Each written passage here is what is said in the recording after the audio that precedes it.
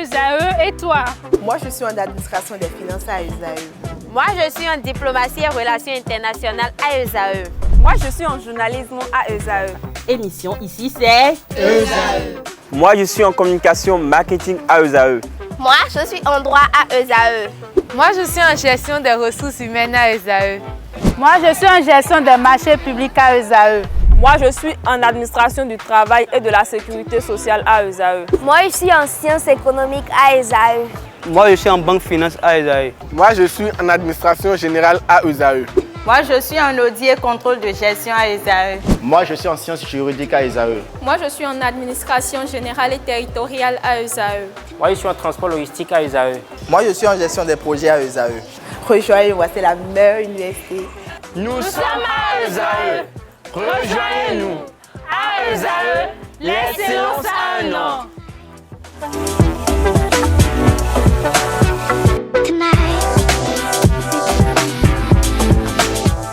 Bonjour à toutes et à tous, bon réveil dominical, bienvenue sur l'Invité. Chers amis internautes fidèles de l'Invité, ce dimanche, on ne parlera pas politique, on parlera culture et développement. Et pour en parler avec beaucoup plus de principes et d'édification, je reçois pour vous Yves Novignon-Gbagidi à l'état civil. Il est Sa Majesté Diomaousso, opérateur économique, il est haut dignitaire, boologue, chercheur, inventeur, praticien, pharmacien. Bonjour à vous. Bonjour, Monsieur Kader. Merci d'avoir accepté l'invitation malgré l'agenda. C'est à moi de vous remercier et de pouvoir donner une occasion aux téléspectateurs de ESAE TV de me recevoir pour la toute première fois. Et j'entends avec vous quand même enrichir leur connaissance du savoir endogène. Du savoir endogène. Alors avec vous, on parlera de culture et de développement. Vous aurez à nous expliquer comment un peuple peut se développer à travers sa culture. C'est bien ça? Tout à fait. Alors d'entrée de jeu, dites-nous, qu'est-ce qu'on peut comprendre par la culture d'un peuple? D'entrée de jeu, je voudrais dire que demander du moins aux téléspectateurs de suivre scrupuleusement et de façon très attentionnée le développement que je vais faire de cette thématique-là. Nous n'allons pas utiliser beaucoup plus Larousse parce que c'est mieux d'expliquer les choses en français facile par le vécu et ce que nous voyons. Alors, chers téléspectateurs, je voulais vous faire comprendre, en attirant votre attention sur quelque chose. Les différents peuples apparus sur la planète Terre ont éprouvé 5 besoins fondamentaux. Il n'y a de peuple qui n'éprouve les 5 besoins fondamentaux qui sont se nourrir, se vêtir, se loger, se soigner et s'instruire. Alors, Dieu, de façon naturelle, divine, spontanée, a donné à tout un chacun de ces peuples-là une pratique, une procédure, une méthode de satisfaction de ces 5 besoins fondamentaux-là. Alors, nous allons simplement dire que la culture, ce n'est rien d'autre que les mécanismes, les procédures, les pratiques ou les habitudes par lesquelles les différents peuples arrivent à satisfaire à leurs 5 besoins fondamentaux. C'est ce qui les caractérise et ce qui les identifie du reste du monde. Du reste du monde. Oui. Alors, lorsque vous parlez de cela ainsi, alors développement, on peut entendre quoi par développement? Bon, avant d'arriver sur la culture, sur le développement, qui n'est rien d'autre qu'une synergie de la culture, nous allons attirer l'attention des téléspectateurs sur le phénomène des pratiques et des mécanismes de satisfaction des besoins fondamentaux. Lorsque vous voyez un peuple, ce peuple a sa manière de se nourrir, sa manière de se vêtir, sa manière de se soigner. Vous avez constaté que chez nous, nous nous soignons avec les plantes. Nous nous soignons avec nos déités. Sa manière de se loger, quand vous allez dans le nord du Bénin, par exemple, vous allez constater que les gens s'érigent Tata Somba. Et quand vous voyez Tata Somba, vous constatez que ça, c'est les Somba. Leur manière d'instruction, vous allez constater que de nos aïeux, notre méthode d'instruction, c'est l'oralité.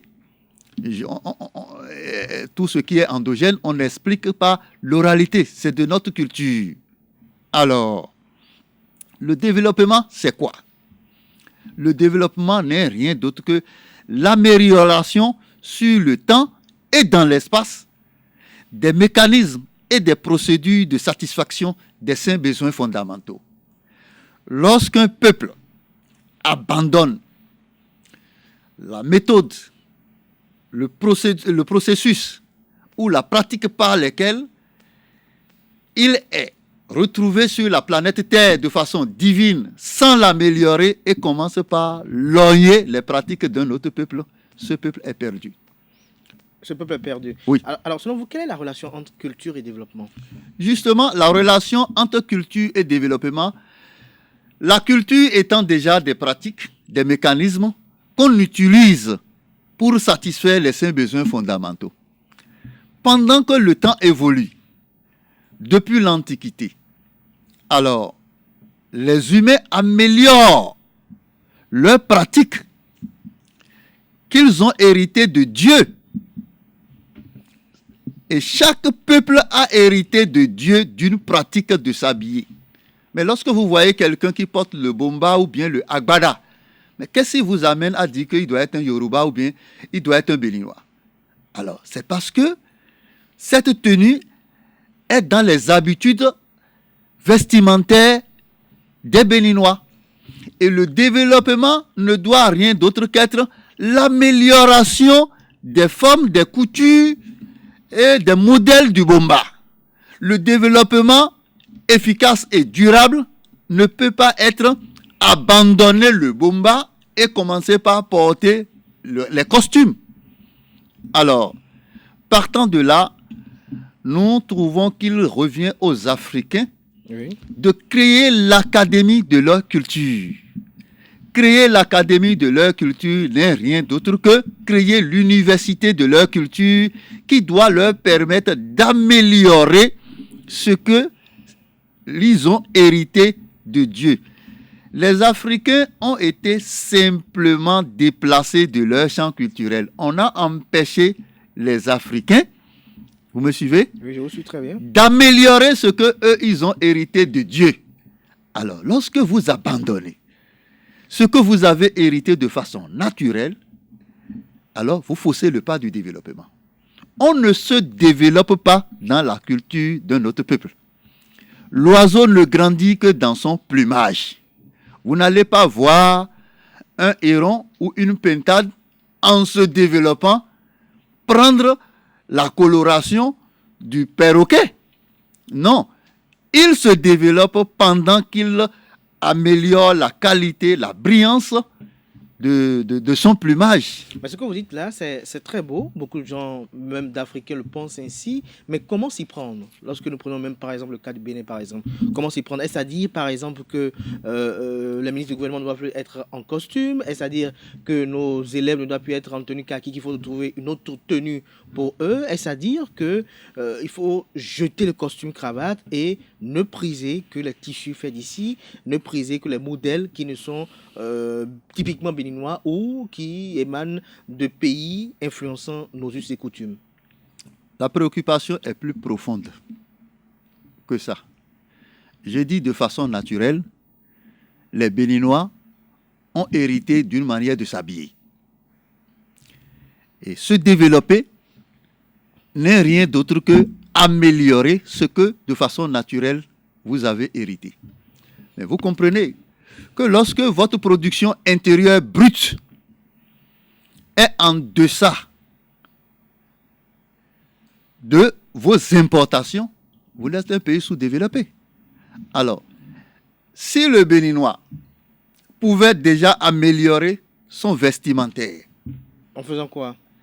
Oui, mais améliorer le vestimentaire, vous voyez les artisans qui sont au Bénin.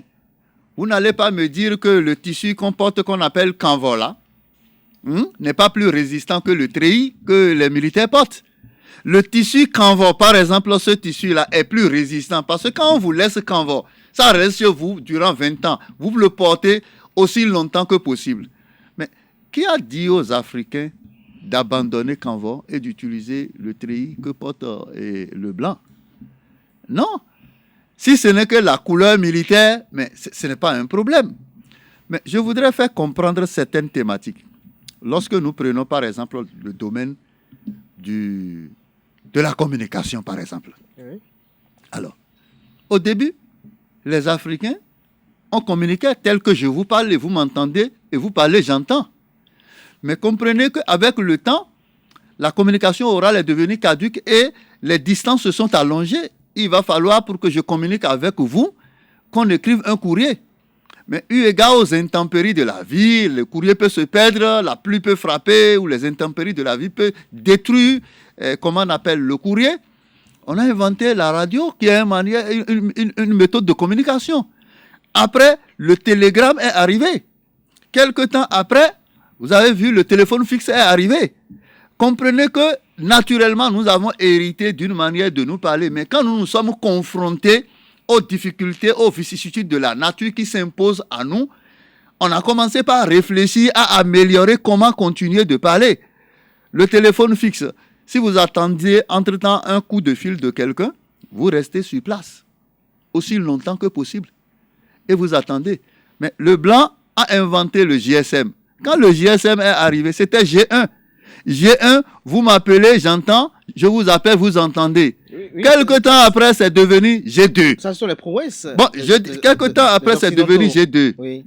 Voix et SMS. Oui, mais quel est l'équivalent du GSM avec les nôtres ici dans le temps? J'en viens.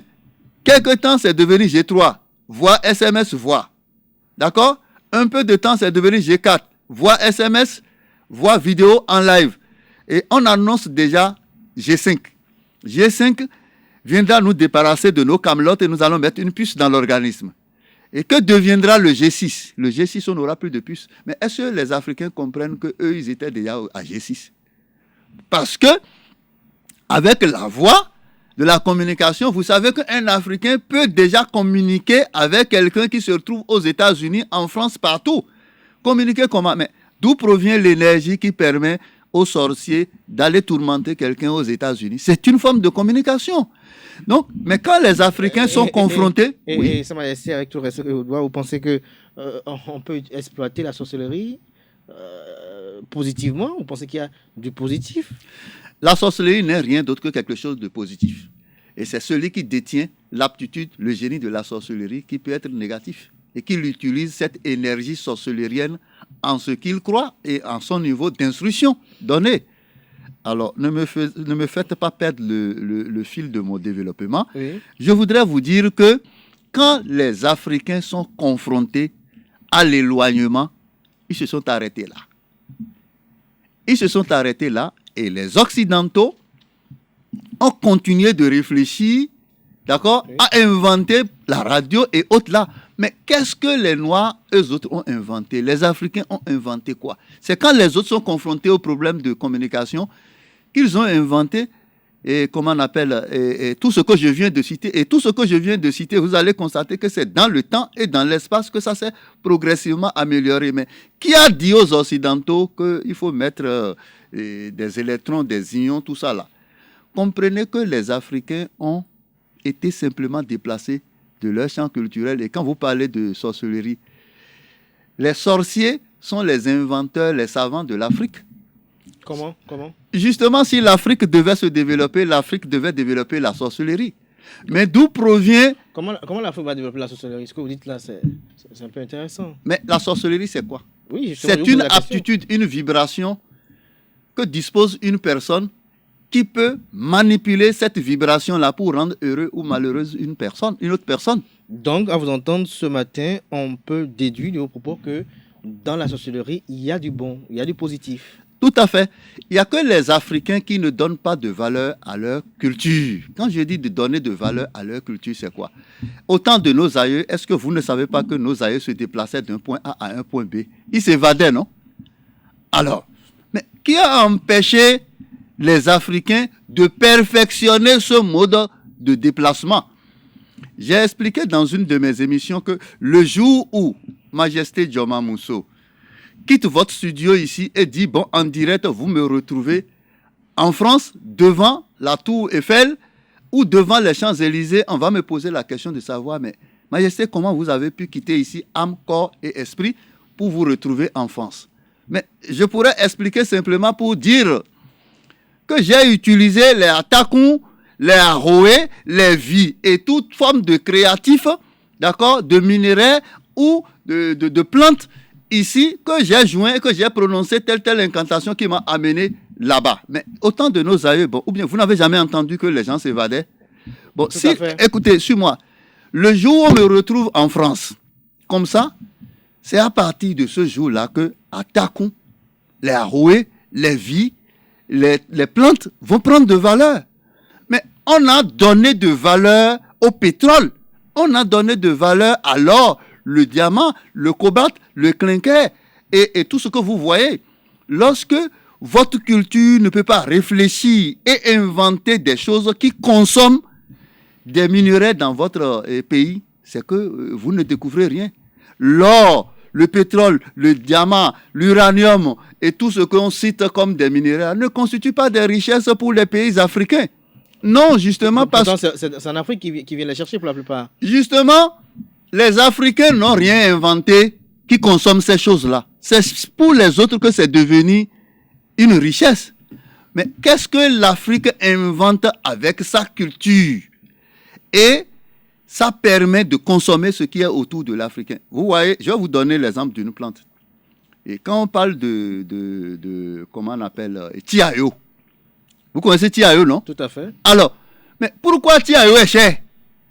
C'est parce qu'on a étudié Tiayo, on a vu que c'est antibiotique et ça sert à quelque chose et les gens aiment son légume. D'accord? Que Tiayo a pris de valeur. Il revient aux Africains d'améliorer leur culture, de faire la prospection de leur culture pour y sortir des inventions qui constituent des solutions aux différents problèmes que la nature leur impose. Et tant que l'Afrique ne comprendrait pas que, oui, il faut améliorer sa culture, c'est que nous développons en permanence le sous-développement. Développement chez les pays africains, les Occidentaux ont tout fait pour faire croire aux Africains que se développer, d'accord, c'est tendance à se conformer aux normes occidentales. Mais qui fixent les critères et les conditions qu'il faut pour être pays développé? C'est les Occidentaux. Mais 99% de tout ce qu'il faut réaliser comme infrastructure ou quoi que ce soit pour être pays développé vient de chez qui? Vient de chez les Occidentaux. Donc, le développement n'est rien d'autre qu'une ambition inventée par les Occidentaux, mise dans la tête des Africains, derrière lequel les Africains courent qui ne pourront jamais atteindre. Le développement, c'est la plus vaste escroquerie du monde. Oui, parce que quand vous dites que vous voulez vous développer, et votre système de développement, c'est tendance à se conformer aux normes des autres, c'est comme vous êtes sur un vélo. Et sur un vélo, il y a un pion entraîneur. Et le pion qui est en arrière est le pion entraîné. Alors, mais comment le pion entraîneur peut laisser le pion entraîné devenir un pion entraîneur? C'est pas possible. Ce n'est pas possible parce que c'est l'Europe qui est le pion entraîneur. Et l'Occident qui impose la charge à le sien au pion qui contraîne, qui lui impose la direction, qui lui impose la vitesse. Alors, la seule méthode qu'il faut pour que l'Afrique se développe, c'est que l'Afrique sorte de cet engrenage-là. L'Afrique sorte son doigt du cul du con pour baliser son chemin. Et pour le faire, c'est de réfléchir dans sa culture. Vous n'allez pas nous dire que dans notre culture, depuis le temps de nos aïeux, nous n'avons pas des habitudes de soins qui ont persisté. La preuve, nous sommes les descendants de nos aïeux. Et comment nos aïeux se sont soignés jusqu'à ce jour? Alors est-ce qu'à votre niveau, au niveau des couvents, vous êtes haut dignitaire, oui, vous avez des connaissances, est-ce qu'à un niveau donné, il n'y a pas eu une faille? Parce que tout à l'heure, vous avez dit la plupart de nos déités qui résultent du vaudou ont créé un art de vivre, un art de penser, un art de se vertir également. Alors, est-ce qu'il n'y a pas eu, à un moment donné, comme une rupture de la chaîne? Oui, il y a une rupture. Il faut comprendre, parce que lorsqu'on ne pose pas un bon diagnostic, on ne peut pas faire un traitement. Comprenez que l'Afrique, quand je prends par exemple le Bénin n'a pas besoin de démocratie, n'a pas besoin de révolution. Nous n'avons besoin que d'un seul système politique, et ce système politique, c'est la royauté. Parce que lorsque le peuple est confronté à un problème, qu'est-ce que le roi fait? Le roi ne fait qu'interroger sa culture. Et quand le roi ne peut que demander de consulter le Fa, le roi ne peut que demander d'aller voir Ogou, de voir Sakwata, de voir telle déité, si ça. Mais quand le colonisateur est arrivé, le colonisateur cassait d'abord les vertèbres de l'Afrique. Et les vertèbres, c'est le système politique de l'Afrique. Et ce système politique-là, c'est la royauté. Donc, on a extirpé de la royauté ses attributs, ses forces. On a fragilisé la royauté parce que la royauté n'a qu'une seule, n'a qu'un seul document à interroger pour régler les différents problèmes auxquels la nature nous impose. C'est notre culture. Oui. Mais lorsque notre culture est défaite, ça dit que c'est à cause de ce système politique qu'on voit pour la plupart du temps, la plupart de nos chefs d'État africains veulent ou ont ce désir irrésistible de rester au pouvoir? Non, mais vous savez, le système démocratique qu'on a inventé, parlons de culture de développement, parce que la politique est aussi un art de développement. Alors, mais vous savez qu'avec le FA, pour consulter le FA, on n'a pas besoin de 500 ou 1000 francs. D'accord? Pour désigner, et comment on appelle, qui peut être président de la République. Mais d'où vient un système qui consomme des milliards et par la suite crée des guerres et crée des conflits partout et crée des déchirements. Alors qu'avec une simple consultation du FA, c'est réglé. Mais attends, le FA, on peut consulter le FA sur 1 million de personnes.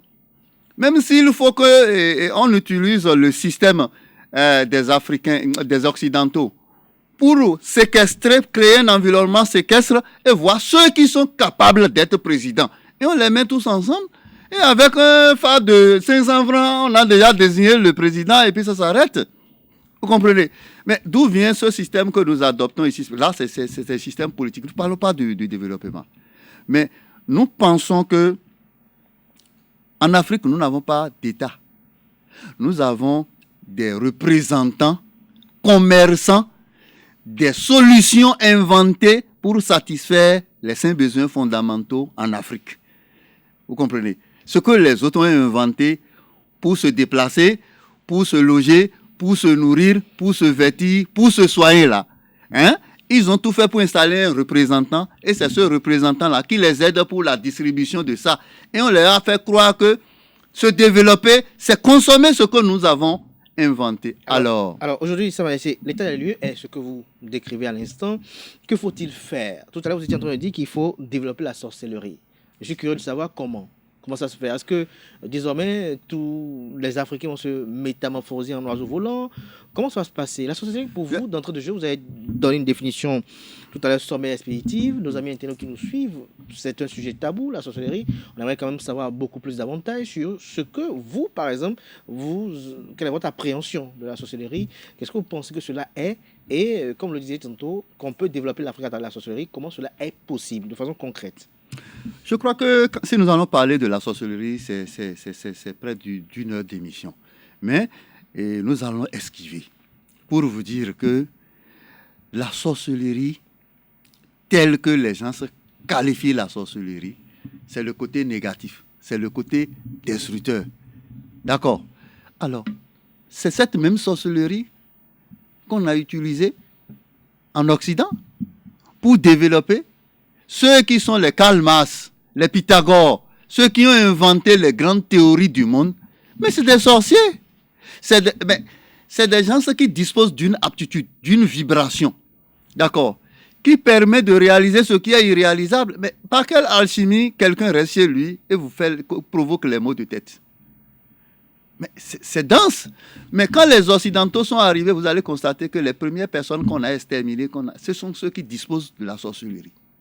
Alors, mais aujourd'hui, je vais vous donner un exemple pour vous faire comprendre que combien de fois vous avez vu un agrégé, un maîtrisard, quelqu'un qui dispose de DEA, de master, et si ça là, est sorcier. Mais c'est souvent le monsieur qui est au village ou qui est dans une situation précaire de vie et qui dispose de cette aptitude-là. Mais s'il en dispose, il utilise l'aptitude en fonction de son niveau d'instruction, en fonction de ce qu'il sait. Je vais vous donner un exemple typique. Alors, un monsieur qui dispose d'un créatif sorcellerien, qui est un cadenas, d'accord. S'il appelle le nom d'une femme dans ce cadenas, d'accord, la femme ne tombe plus jamais enceinte. Alors, le monsieur choisit enfermer le nom de la femme de son voisin contre qui il est dans le cadenas. La femme du voisin ne trouve pas d'enfant, il n'y a pas fécondation, et il passe de gynécologue en gynécologue, de tradipraticien en tradipraticien, dépensant énormément d'argent pour avoir un enfant. Pendant le même temps, lui-même qui dispose de ce créatif sorcellerien, à sa femme qui a accouché d'un bébé et 3 mois après, la femme est tombée enceinte et il passe de pédiatre en pédiatre à dépenser, de tradipraticien à dépenser pour soigner le marasme, le kwashiorkor. Alors, est-ce qu'il comprend que c'est le nom de sa propre femme qu'il doit fermer dans le cadenas pour avoir des naissances espacées? Nous allons dire que simplement cette personne souffre d'une pauvreté morale. Il utilise sa sorcellerie dans le sens que lui trouve qu'il a son degré d'émancipation.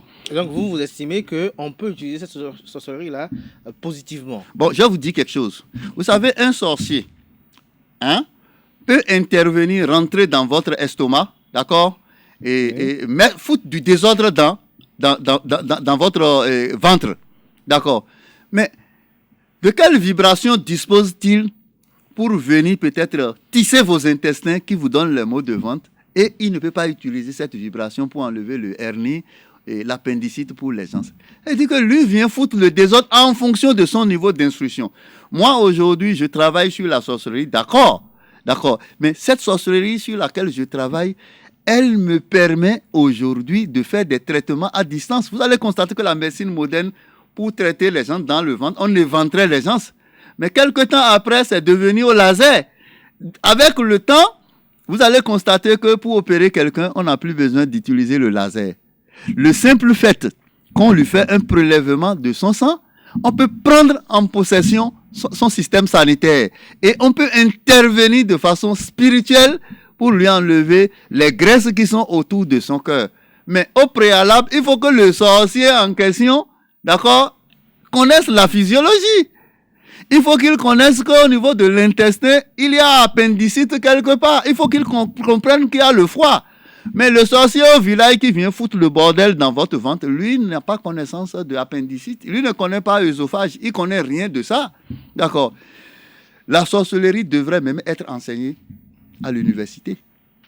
Si l'académie de notre culture, je salue au passage le docteur Assongwa, qui a créé, comment on appelle, le laboratoire pour l'intégral et du développement de la boologie, qui étudie les beaux. Quand je dis je suis boologue, j'ai été tableau d'honneur de ce laboratoire-là. D'accord. C'est des créatifs. Notre culture... La boologie, c'est quoi pour nos amis internautes là, qui n'ont jamais entendu parler? Mais c'est l'étude du beau. Quand on parle du beau, tout le monde sait ce qu'on appelle le gris-gris. C'est les Occidentaux qui ont appelé le truc gris-gris. D'accord. Mais beau, c'est l'appellation étymologique du gris-gris, en quelque sorte. Donc, l'étude des gris-gris, notre culture, comprenez, doit cesser d'être une culture de folklorisation.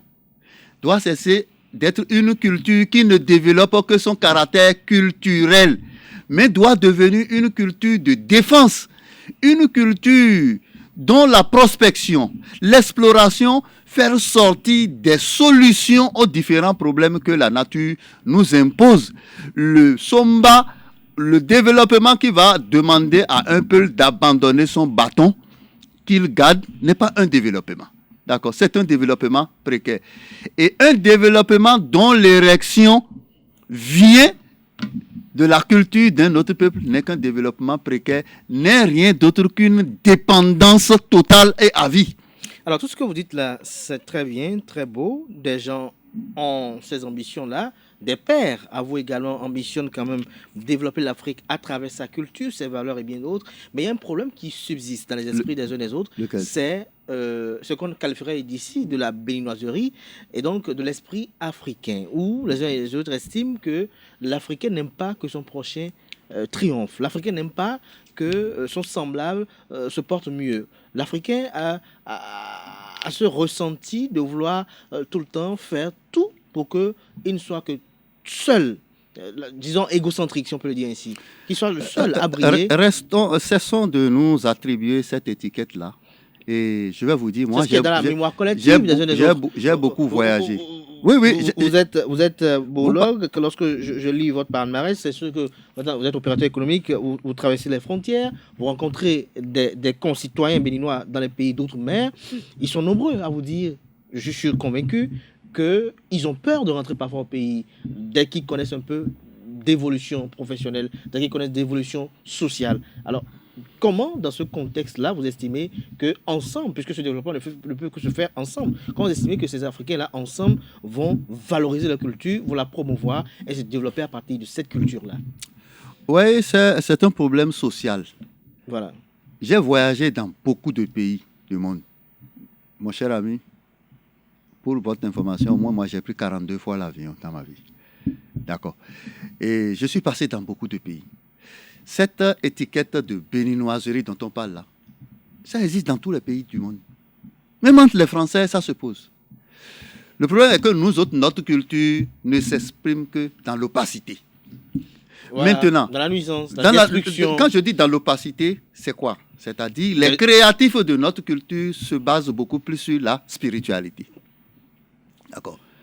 Il va falloir que les Africains comprennent que, au fond, ce que les Occidentaux ont volé de l'Afrique, ce n'est pas le diamant, ce n'est pas l'or, mais les Occidentaux ont créé un système éducatif qu'on appelle école, qui est un pédigré qui leur permet simplement de détecter ceux qui disposent de l'aptitude qu'on appelle intelligence.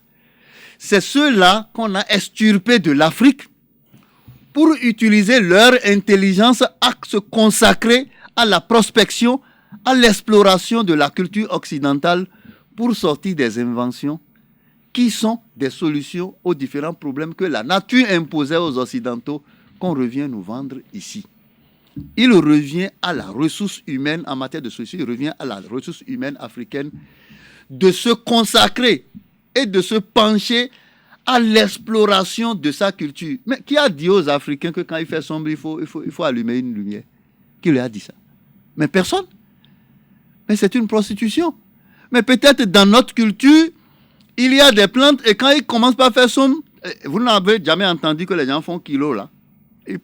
On fait kilo, on met quelque chose sur les yeux et on dit qu'on voit. Mais peut-être dans notre culture, il y a des plantes qu'on peut mettre sur les yeux et à partir de 19h, tout le monde se voit. J'ai vu sur, je ne sais pas si c'est une fiction, qu'on a montré en République démocratique du Congo, qui avait des pierres qui, sans rien, émettent de l'électricité. Alors, si on ne fait pas la prospection de la terre congolaise, là, comment on peut trouver les inventions? Il revient simplement à la ressource humaine. C'est-à-dire, les Africains ont escroqué tous les intellectuels, ce que nous appelons intellectuels béninois ou africains. Les Occidentaux nous ont escroqués. C'est-à-dire, on a utilisé notre intelligence, on a volé notre intelligence et qu'on a fait consacrer, et comment on appelle, à la prospection de la culture. Un peu comme dans le domaine des religions endogènes qu'on a abandonné. Et on a utilisé la ressource humaine de l'Afrique pour composer de très belles chansons pour louer l'Éternel, par exemple. Alors que celui qui a chanté une très belle chanson pour Jésus-Christ ou pour, je ne sais pas, la culture occidentale dispose d'une aptitude, d'un génie. Mais il aurait pu utiliser son génie à chanter une très belle chanson, du moins à Legba ou bien à Sakwata. Non, son génie a été volé, a été détourné à la consécration d'une autre culture. Et aujourd'hui, vous savez, lorsque vous voulez satisfaire aux saints besoins fondamentaux et vous ne pouvez pas avoir de réponse efficace dans votre culture, vous ne pouvez pas être un pays développé. Vous ne pouvez... Aujourd'hui, par exemple, on dit nous produisons le coton, non? Et vous entendez qu'on produit beaucoup de coton, beaucoup de soja. C'est ce que nous produisons chez nous ici, là, qui fait accroître notre production intérieure brute. Normalement, le canevas dont je parle là, on devait améliorer la qualité de canevas. Et ça doit plaire aux autres à venir l'importer chez nous. Nos méthodes de soins, aujourd'hui, quand vous allez dans nos pharmacies, 99% de tous les produits qui sont dans nos pharmacies viennent de l'Occident. Alors que le marché nous appartient. Donc, eux, ils vendent et ils bénéficient de nous, ils envoient le bénéfice chez nous. Mais nous ne faisons rien pour que l'étudiant qui est en sciences naturelles à l'université d'Abo Mekalavi se penche, explore les plantes et tout ce qui est créatif ici pour faire sortir des solutions de soins. Notre culture doit commencer par sortir des créatifs qui constituent ces artefacts. Sinon, elle sera une culture de folklorisation, une culture de parade et non une culture de défense. La culture occidentale, c'est elle qui nous permet qu'on nous voit à la télé. Mais quand les Béninois veulent faire leur fête là, qu'est-ce qui va leur permettre de projeter? Eux, ils n'ont plus cherché à savoir ça. Ils consomment pour les autres. Alors que, qui a interdit aux Africains de développer leur mode de transport? Mais si moi seul, je peux me rendre en France, on dit que le sorcier quitte le Bénin pour aller tourmenter quelqu'un au Canada. Mais il ne peut pas créer société de DHL pour aller charger commission aux gens là-bas. Mais comprenez que celui qui dispose de ces sorciers l'exploite en fonction de son niveau d'instruction. Il va falloir très vite créer l'académie de la culture africaine. Et qu'une ressource humaine de qualité commence par prendre en charge la prospection, l'exploration de la culture africaine, pour ne pas dire béninoise, pour y sortir d'inventions. Notre développement ne doit pas signifier qu'il faut abandonner le gari et commencer par manger le couscous. Non, notre développement doit être le gari là. Nous devons améliorer la qualité du gari, nous devons améliorer sa quantité de production, nous devons améliorer en inventant de nouveaux mets, de nouveaux menus. Ouais, les Ivoiriens ont inventé à Tchéké, non? Bon, alors qu'au Bénin, ici, gari, là, et manioc, avant, depuis l'Antiquité, ça ne servait qu'à couper, à préparer, manger, et après, on fait gari. Peu de temps après, vous avez vu ce qu'on appelle Olubo et cassava flore est sorti. Et gari est sorti. Quand gari est sorti, les gens ont inventé piron et beaucoup de...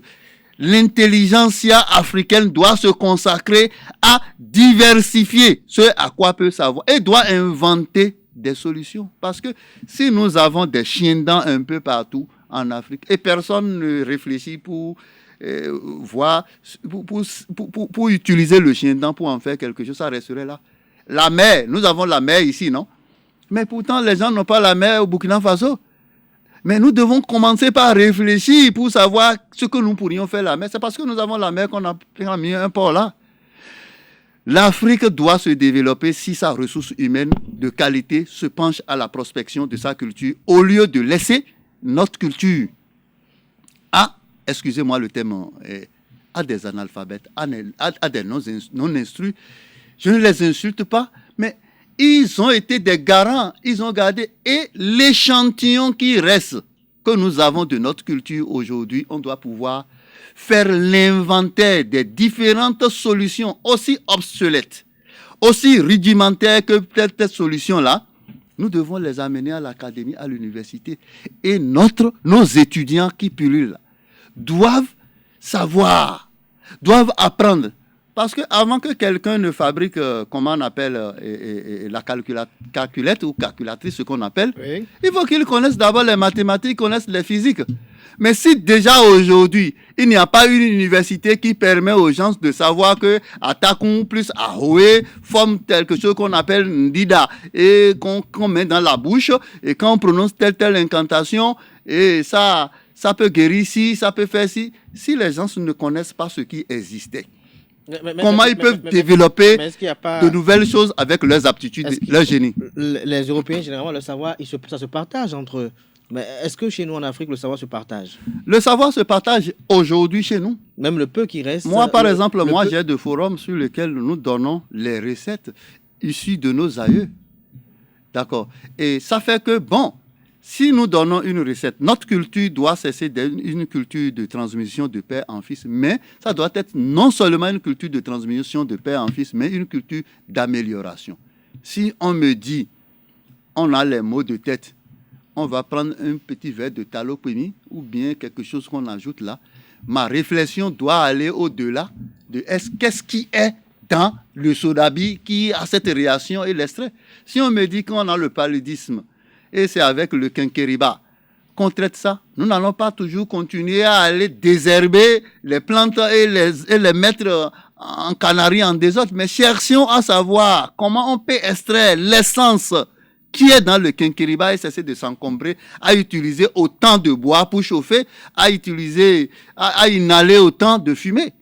C'est de cela qu'il est question. Et notre développement ne doit pas être que nous manquons d'électricité et on doit aller faire une nouvelle centrale. Non.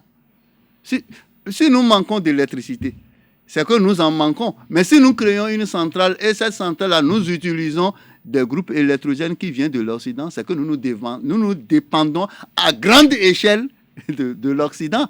Mais de notre culture, il doit nécessairement avoir de... Mais qui a dit aux Africains, aujourd'hui quand les gens fabriquent des armes sophistiquées et tout ça là, d'accord? Ça existait il y a 30 ans. Ça n'existe pas il y a 30 ans, mais c'est de la culture de la science que c'est venu. Mais ici, aujourd'hui, moi, quand je travaille sur la sorcellerie, d'accord, à partir de la sorcellerie, aujourd'hui, moi, si vous allez dans la médecine moderne, si vous allez n'importe quel moment, qu'est-ce qu'on vous dit? On dit on va vous faire prélèvement de sang. Et c'est à partir de prélèvement qu'on fait des analyses. Mais de la même manière, dans la sorcellerie, quand on prélève une partie de ton sang, on peut prendre en contrôle ton système sanitaire qu'on peut manipuler.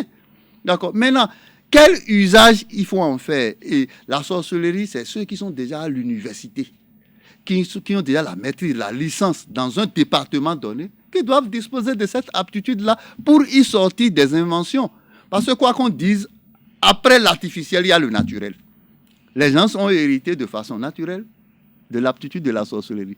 Mais on peut transmettre la sorcellerie à quelqu'un. Par exemple, un peu comme le blanc transmet les sciences, les mathématiques, les physiques, la biologie, la géologie à d'autres personnes. Et ils deviennent des cadres intellectuels. Voilà. Alors, tout à l'heure, vous avez parlé d'être friand des recherches en lien avec la sorcellerie. On connaît également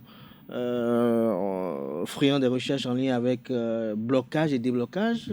Qu'est-ce qu'on peut comprendre par cette thématique-là? Je crois que dans le côté du blocage et du déblocage dans la vie sociale, c'est toute une émission. D'accord. C'est vrai, il arrive à des moments donnés où des humains que nous sommes, notre situation sociale a des problèmes, a des difficultés. Où partout le chômage peut nous hanter, partout il y a la mévente, où partout nous n'avons pas de femmes, et nous n'avons pas d'enfants, nous avons des difficultés de la vie sociale. Et partout où on va, on n'accroît pas ses compétences, ses performances. D'accord? Et quand ça s'installe comme ça, on dit, il y a blocage. C'est vrai. Et blocage, nous allons le développer dans notre prochaine émission et vous expliquer au mieux ce qu'on appelle blocage, parce que le blocage est un problème aussi profond qui nécessite un développement aussi détaillé. Mais aujourd'hui, je peux vous rassurer qu'à 100%, quand des gens sont de blocage dans la vie sociale, on peut débloquer ça. Parce que nous sommes un expert en déblocage. En un mot, lorsque on parle de déblocage à un profane, il va dire quand rien ne marche dans votre vie, on va parler de blocage. Okay. Mais je voudrais ici dire que on parle de blocage lorsque un phénomène s'exprime dans la vie de quelqu'un. Il faut inverser la tendance. Oui, et on parle de blocage lorsque notre âme n'est plus en communication spirituelle avec le monde extérieur que nous sommes. Là, vous entrez dans une vaste thématique. Là, voilà. Nous sommes pratiquement à la fin de cet entretien. J'ai bien eu l'envie que vous opiniez très rapidement sur cela, parce qu'il a dit un peu sur les réseaux sociaux que vous êtes un expert en blocage et déblocage. C'est bien que vous l'ayez dit ainsi. Nous sommes pratiquement à la fin de cet entretien. Nous sommes à la fin de cet entretien. Nous allons parler de culture et de développement. Vous allez regarder droit dans la caméra. C'est un rituel sur cet entretien les dimanches. Vous allez vous adresser à toute la communauté qui a bien voulu suivre cet entretien parce qu'ils ont entendu dire que c'était vous qui étiez de passage. Vous leur dire également quelques mots chaleureux et en résumé dire ce que vous souhaitez pour le développement de l'Afrique à travers sa culture. Je voudrais d'abord remercier tous les téléspectateurs de Esaïe TV. Et je suis amoureux de votre chaîne. Merci. Je voudrais faire comprendre aux Africains que tous les problèmes auxquels nous sommes confrontés dans la nature ont une solution dans notre culture. Et il revient à la ressource humaine africaine de se consacrer à la prospection, à l'exploration de sa culture pour y sortir des solutions qui constituent pour y sortir des solutions pour sortir des créatifs du moins, ce qui constitue des solutions aux différents problèmes que la nature nous impose. Et pour ce faire, Il revient aux différents États africains de créer l'Académie de leur culture et de convertir davantage, d'investir davantage leur budget dans la prospection et dans l'exploration de leur culture. Merci. Merci à vous, Yves Novignon Bagidi, Sa Majesté Djomousso. Je rappelle à nos amis internautes que vous êtes opérateur économique, haut dignitaire, biologue, chercheur, inventeur, praticien, beau pharmacien. On a eu à échanger sur la culture et le développement de l'Afrique. Chers amis internautes, on retiendra entre autres de cet entretien que l'invité à l'entame a eu à donner sa définition de la culture et celle du développement. Il a argumenté dans ce sens. Il nous a fait savoir que pour lui, le développement d'un peuple passe par la promotion et la valorisation de sa culture. Il a largement argumenté avec quelques illustrations d'exemples, des exemples illustratifs. Il a eu à faire une forte recommandation à maintes reprises au cours de son entretien, c'est que l'Afrique puisse créer l'Académie des cultures. Il invite à la promotion des produits locaux de part et d'autre, que ce soit ceux en lien avec la culinaire, ceux en lien avec le code vestimentaire, ceux en lien avec les habitudes quotidiennes. Il invite à la promotion des produits locaux. Il déplore que les Africains ne valorisent pas leur culture. Il invite également qu'il a eu à dire, sur ce plateau, que le système politique de l'Afrique, c'est la royauté. Il a également argumenté largement dans ce sens-là et il a invité les Africains à ne pas faire de leur culture un objet de folklore. J'espère que j'ai plus ou moins récapitulé. Parfait. Vous avez fait un développement succès. Merci à vous une fois encore. J'espère qu'on vous reverra encore très incessamment dans nos studios. Merci à vous, chers amis internautes. C'était à l'instant l'invité de ce dimanche à 19h pour le JT des JT.